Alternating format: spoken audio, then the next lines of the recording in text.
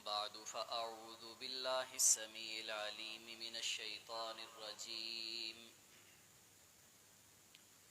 من همزه ونفخه ونفثه بسم الله الرحمن الرحيم شهر رمضان الذي أنزل فيه القرآن هدى للناس وبينات من الهدى والفرقان.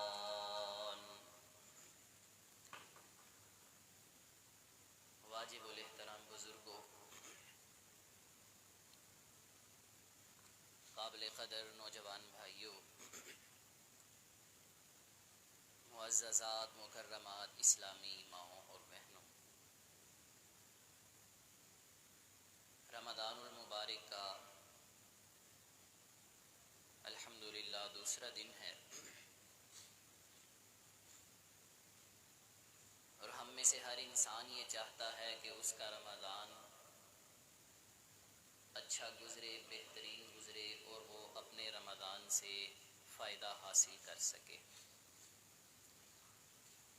رمضان سے فائدہ حاصل کرنے کے لیے، اس کو اچھا گزارنے کے لیے ہمیں کچھ کام کرنے ہوں گے.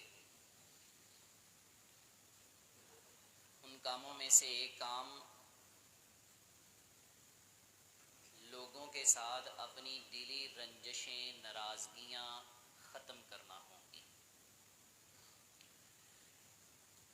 روٹھے ہوئوں کو منانا ہوگا. اگر ہم چاہتے ہیں کہ ہم رمضان المبارک کا صحیح معنوں میں فائدہ حاصل کریں، تو لوگوں کو، عزیز و اقارب کو، دوست احباب کو، بہن بھائیوں کو دل سے معاف کرنا ہوگا. صحیح مسلم کی حدیث ہے، حضرت ابو ہریرہ رضی اللہ تعالیٰ عنہ اس کے راوی ہیں. پیارے پیغمبر جناب محمد الرسول اللہ صلی اللہ علیہ وآلہ وسلم نے ارشاد فرمایا: تفتح ابواب الجنت یوم الاثنین و یوم الخمیس. فرمایا سوموار اور جمعرات والے دن جنت کے دروازے کھول دیے جاتے ہیں. کس کس دن؟ سوموار اور جمعرات والے دن. فرمایا فَيُغْفَرُ لِكُلِّ عَبْدٍ لَا يُشْرِكُ بِاللَّهِ شَيْئًا. ہر اس بندے کو معاف کر دیا جاتا ہے جس کے نامہ اعمال کے اندر شرک نہیں ہوتا.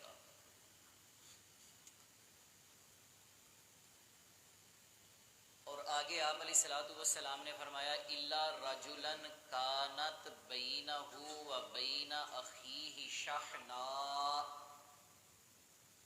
ان دو بندوں کو بھی معاف نہیں کیا جاتا جن کے درمیان ناراضگی ہو.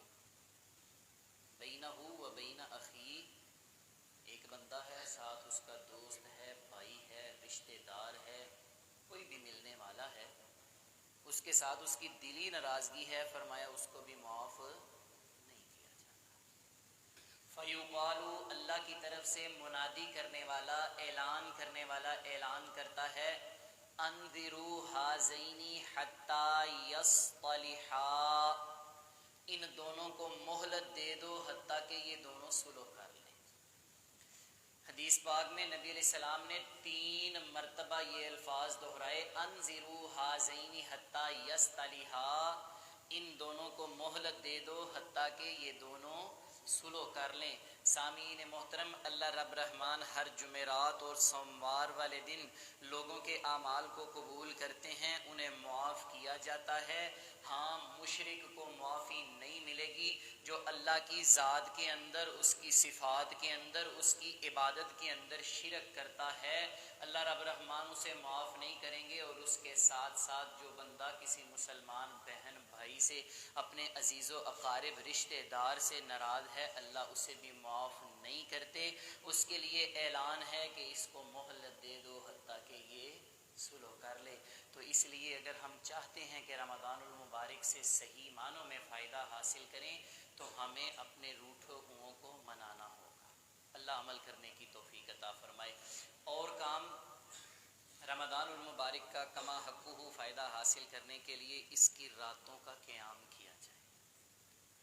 سورۃ الفرقان 19واں پارہ اللہ نے اپنے بندوں کی نشانیاں بیان فرمائی، فرمایا والذین یبیتون لربہم سجدا وقیاما۔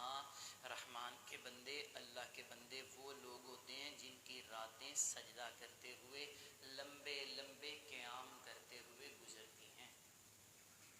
اللہ کے رسول صلی اللہ علیہ وسلم آپ کا یہ معمول تھا، آپ کی سنت تھی، آپ رات کا قیام بہت لمبا کیا کرتے تھے۔ کبھی کبھار صحابہ کرام رضوان اللہ علیہم اجمعین آپ کے ساتھ قیام میں شامل ہوتے۔ صحابہ کہتے ہیں آپ علیہ الصلوۃ والسلام پوری سورۃ البقرہ ایک رکعت میں پڑھا کرتے تھے، اتنا لمبا قیام۔ پھر اسی کی مثل آپ علیہ الصلوۃ والسلام رکوع کیا کرتے، کثرت کے ساتھ رکوع میں سبحان ربی العظیم سبحان ربی العظیم، لمبا قیام کرنا، لمبے رکوع کرنا، لمبے سجدے کرنا، راتوں کو نفلی عبادت کرنا۔ پیارے پیغمبر جناب محمد الرسول اللہ صلی اللہ علیہ وآلہ وسلم کی سنت مبارکہ ہے۔ بالخصوص رمضان المبارک کے اندر آپ علیہ السلام نے فرمایا، بخاری شریف کی حدیث ہے، من قام رمضان ایمانا واحتسابا غفر له ما تقدم من ذنبه۔ فرمایا جو بندہ رمضان المبارک کی راتوں کو قیام کرتا ہے اللہ کی ذات پر ایمان رکھتے ہوئے، اس سے ثواب کی امید رکھتے ہوئے، کسی پر کوئی دین نہیں، کسی پر کوئی احسان نہیں، نہ کوئی ریاکاری ہے، نہ کوئی دکھلاوا ہے، صرف اور صرف اللہ کی رضا کے لیے راتوں کا قیام کرتا ہے، نماز تراویح کا اہتمام کرتا ہے، لمبا قیام امام کے ساتھ کرتا ہے، اللہ کے نبی نے فرمایا غفر له ما تقدم من ذنبی، اللہ زندگی کے پچھلے سارے گناہوں کو معاف فرما دیتے ہیں۔ اللہ عمل کرنے کی توفیق عطا فرمائے۔ حضرات محترم، رسول اللہ صلی اللہ علیہ وسلم کی سنت ہے، آپ کا قول ہے، آپ نے اپنے صحابہ کو عمل کر کے دکھلایا۔ رمضان المبارک کی تین راتیں بخاری شریف کی حدیث ہے، آپ علیہ الصلوۃ والسلام نے صحابہ کو قیام کروایا، پھر اس خدشے کی وجہ سے چھوڑ دیا، کہیں تمہارا شوق دیکھ کر اللہ یہ نماز فرض نہ کر دیں، فتعجزوا عنہا، پھر تم اس سے عاجز آ جاؤ گے۔ یہ فرض نہیں ہے، نفل ہے، لیکن راتوں کا قیام اللہ کے بندوں کی نشانی ہے۔ رمضان المبارک کا قیام کر، اللہ تیری زندگی کے پچھلے سارے وعدے کاٹے معاف فرما دے گا۔ اللہ عمل کرنے کی توفیق عطا فرمائے۔ اس کے ساتھ ہم چاہتے ہیں کہ رمضان ہمارا اچھا گزرے تو ہمیں کثرت تلاوت قرآن کو لازم پکڑنا ہو۔ اللہ کے رسول صلی اللہ علیہ وسلم کا معمول ہے، مسلم شریف اور بخاری شریف کی حدیث متفقۃ علیہ، آپ رمضان المبارک میں بالخصوص قرآن مجید کا دور کیا کرتے تھے۔ حضرت جبریل امین علیہ السلام تشریف لاتے، آپ ان کے ساتھ قرآن کو دہرایا کرتے تھے۔ اللہ نے قرآن مجید سورۃ البقرہ آیت نمبر 185 کے اندر ارشاد فرمایا، شہر رمضان الذی انزل فیہ القرآن، رمضان کا مہینہ وہ مہینہ ہے جس میں قرآن کو نازل کیا گیا۔ رمضان اور قرآن کا آپس میں بڑا گہرا تعلق ہے، تو کثرت قرآن کا اہتمام، کثرت تلاوت قرآن کا اہتمام کیجئے، وقت نکالیے اللہ کے قرآن کے لیے، اس کو پڑھیے، اس کو سمجھیے، اس کا ترجمہ پڑھیے، اس کو اپنی زندگیوں میں لائیے۔ جو انسان کثرت کے ساتھ تلاوت کرتا ہے، قرآن کے مطابق اپنی زندگی بناتا ہے، وہ سن لے کل قیامت کا دن ہوگا، اللہ کی عدالت ہوگی، محمد کریم علیہ الصلاۃ والسلام بھی کھڑے ہوں گے، ساری امتیں کھڑی ہوں گی، 1.25 لاکھ پیغمبر کھڑے ہوں گے۔ فرمایا الصیام والقرآن یشفعان للعبد یوم القیامہ، فرمایا یہ روزہ، یہ قرآن کل قیامت والے دن دونوں اللہ کی عدالت میں سفارش کریں گے، سفارش۔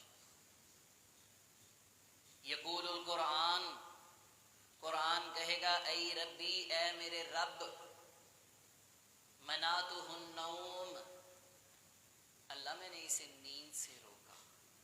اللہ یہ راتوں کو اٹھ اٹھ کر مجھے پڑھتا رہا، دن کے وقت میری تلاوت کرتا رہا، اللہ میں اس کے حق میں سفارش کرتا ہوں، میری سفارش کو قبول فرما، فشفعنی، اللہ میری سفارش کو قبول فرما۔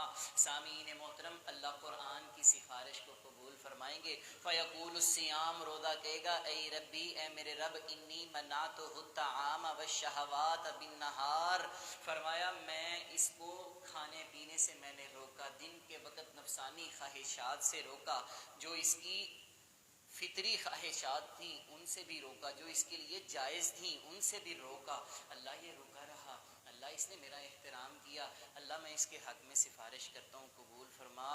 اللہ نبی علیہ السلام فرماتے ہیں اللہ قرآن کی اور روزے کی سفارش قبول فرما کے جنت کا داخلہ عطا فرما۔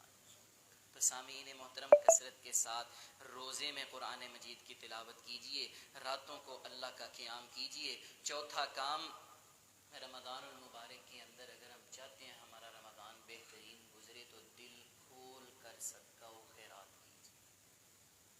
اللہ نے جس کو نوازا ہے نا، اللہ اس سے تقاضا بھی کرتے ہیں کہ میں نے تجھے نوازا ہے، میرا تجھ سے تقاضا ہے کہ میرے رستے میں مال خرچ کر، یتیموں کا سہارا بنیے، بیواؤں کا سہارا بنیے، مسکینوں کا سہارا بنیے، معاشرے کے معذور افراد، لاچار افراد، ان کی ضرورتوں پر خرچ کیجئے، لوگوں کو راشن پہنچائیے۔ اگر اللہ نے آپ کو نوازا ہے، یہ ایمان والوں کی نشانی ہے، الذین یؤمنون بالغیب ویقیمون الصلاۃ ومما رزقناہم ینفقون، فرمایا نمازیں پڑھتے ہیں، ایمان بالغیب رکھتے ہیں، اور جو چیز ہم نے انہیں دی ہے نا، جو چیز مال دیا ہے، علم دیا ہے، اسے خرچ کر دیں۔ اللہ خرچ کرنے کی توفیق عطا فرمائے۔ نبی پاک کا عمل کیا تھا؟ کان رسول اللہ صلی اللہ علیہ وسلم اجود الناس بالخیر، فرمایا سب سے زیادہ خیرات کیا کرتے تھے اللہ کے رسول صلی اللہ علیہ وسلم، لوگوں میں سب سے زیادہ خیرات کیا کرتے تھے۔ سامعین محترم، اپنے رشتہ داروں کو دیکھیے، اپنے عزیز و اقارب کو دیکھیے، اپنے محلے داروں کو دیکھیے، اپنے ہمسایوں کو دیکھیے، سفید پوش لوگوں کو دیکھیے۔ یہ جو دیہڑی دار طبقہ ہے نا، صبح اٹھے، نکلے، دکانوں پر گئے، محلوں میں گئے، گلیوں میں پھرے، ان لوگوں کو دینے سے بچیے۔ سفید پوش افراد، یقین جانیے آپ جانتے ہیں معاشرے کی حالات، معاشرے کے حالات، معاشی حالت اتنی سخت ہو چکی ہے کہ لوگوں کا گزران مشکل ہے۔ مخفی صدقہ کیجیے، چھپا کے صدقہ کیجیے۔ اللہ قرآن میں فرماتے ہیں ان تبدوا الصدقات فنعما ہی، اگر تم صدقات کو ظاہر کرو تو وہ بھی اچھا ہے، لیکن ریاکاری نہیں ہونی چاہیے نیت کے۔ وَإِن تُخْفُوهَا وَتُؤْتُوهَا الْفُقَرَاءَ فَهُوَ خَيْرٌ لَكُمْ، اگر تم اسے چھپا کے دو، فقیروں تک، ضرورت مندوں تک، حاجت مندوں تک پہنچاؤ، فرمایا فَهُوَ خَيْرٌ لَكُمْ، تو وہ تمہارے لیے بہترین ہے، بہترین۔ تو چھپا کے صدقہ کرنا بہترین عمل ہے، اللہ کرنے کی توفیق عطا فرمائے۔ اللہ کے رسول صلی اللہ علیہ وسلم رمضان المبارک کے اندر دل کھول کر صدقات و خیرات کیا کرتے تھے، یہ آپ کی سنت ہے۔ سامعین محترم، کسی پر تنقید نہیں، معاشرے کی اصلاح غرض ہے، اپنی اصلاح مقصود ہے کہ اگر ہم یہ کام کریں گے تو ہمیں رمضان المبارک کا حقیقی فائدہ ہوگا۔ اللہ تعالی ہمیں عمل کی توفیق عطا فرمائے۔ روزے رکھیں رمضان المبارک کے، راتوں کا قیام کیجئے رمضان المبارک کی، اسی طرح کثرت کے ساتھ تلاوت قرآن کو لازم پکڑیے، دن کے وقت بھی پڑھیے، راتوں کے وقت بھی پڑھیے، دل کھول کر صدقہ و خیرات کیجئے، اور روٹھے ہوئوں کو منائیے، ناراض لوگوں سے صلح کرنے کی عین ممکن حد تک کوشش کیجئے۔ اللہ تعالی عمل کی توفیق عطا فرمائے۔ بسم اللہ الرحمن الرحیم، الحمد للہ رب العالمین والعاقبۃ للمتقین والصلاة والسلام علی سید الانبیاء والمرسلین۔ یا ربنا لک الحمد کما ینبغی لجلال وجہک وعظیم سلطانک، لا الہ الا انت سبحانک انی کنت من الظالمین۔ ربنا آتنا فی الدنیا حسنۃ وفی الآخرۃ حسنۃ وقنا عذاب النار۔ ربنا ظلمنا انفسنا وان لم تغفر لنا وترحمنا لنکونن من الخاسرين. اللهم إنا نسألك بأننا نشهد أنك أنت الله لا إله إلا أنت الأحد الصمد الذي لم يلد ولم يولد ولم يكن له كفوا أحد. يا شافع المرض اشف مرضانا ومرضى المسلمين. أذهب الباس رب الناس واشف أنت الشافي لا شفاء إلا شفاؤك شفاء لا يغادر سقما. سبحان ربك رب العزة عما يصفون وسلام على المرسلين والحمد لله رب